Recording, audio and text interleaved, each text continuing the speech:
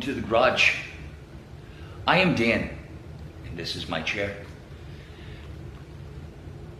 The Egyptians didn't obviously have a word for light bulb, or for automobile, or really for light as a whole.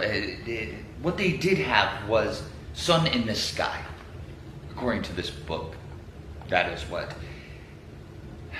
what they had, and the closest equivalent.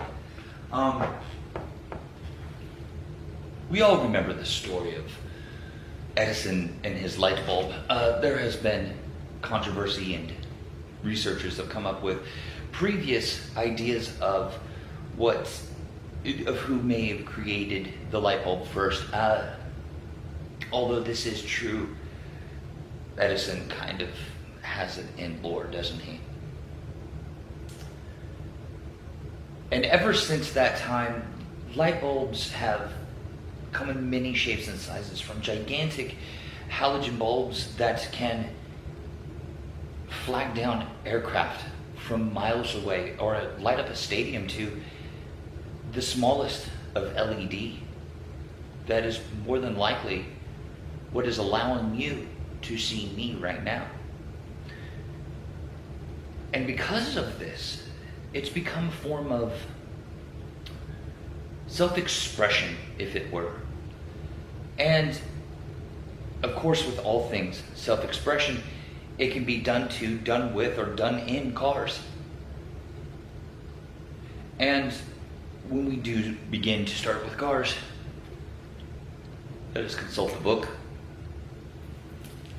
Now, over time there have been many different trends and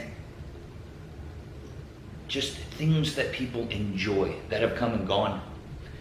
There are going to be more than what the book has, or at least what we will read from the book today. If and when you think of them, I would very much encourage you to get with your enlightened-minded people on our Facebook page and on Instagram. If you can find a picture of it, please put it there. I want to begin with the fad that we had in the late 90s and early 2000s, the Altezza taillights.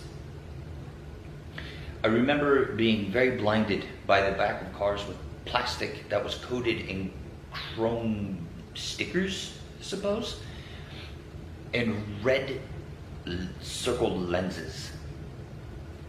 Everything from the Mitsubishi Mirage to even to this day, the 4th gen Camaro. All of them had Altezza style taillights. There was one car that I believe looked semi-decent with Altezza taillights, and that was the Toyota Altezza. We can all thank the good Lord above that time in our past is over. Am I right? What came shortly after that, maybe at the same time or shortly before, was the angel eye. We would know them now as halo lights. I can remember, for me, the first time that I saw these was on the BMW 3 Series E46. And I remember seeing them and thinking, wow, that is the future. And it may have been the future of yesteryear, but once upon a time it was cool, and now it is a sign of boring and boredom amongst OEM and aftermarket providers. And if your job is to create, wouldn't that, by very definition, not be boring?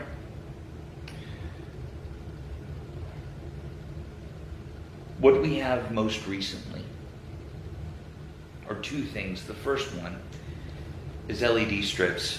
And lo, I shall read from the book. Because they're our new design, and we are beholden to them as we are to a great young love. But mark my words, young and old hearts alike, there will come a day, yes, a day, where the honeymoon will end. Our minds will realize and be released from what the heart silenced. And that is, they're pointless.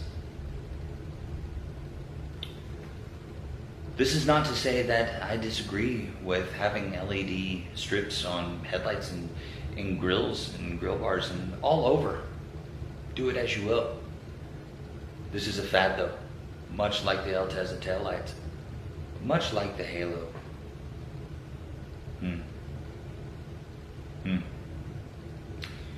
There's one thing that the book also has on LED design on cars. I would like to go ahead and read from it once more. For the last time tonight, then we'll have words. LED badges. So, the best way to explain this is the LED badge, the lit up badge, is probably best described as the way that you show someone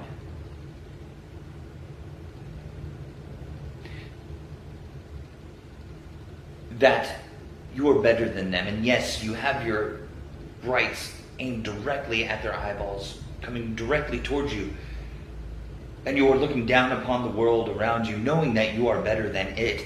And what the LED badge does is let everyone know you drive Mercedes-Benz. So, ladies and gentlemen, light is in fact a great thing to have and a great thing to express yourself with. But this is your story. Allow yourself to write your pages. However, until we speak again, I am Dan. This is my chair. Get out of my garage.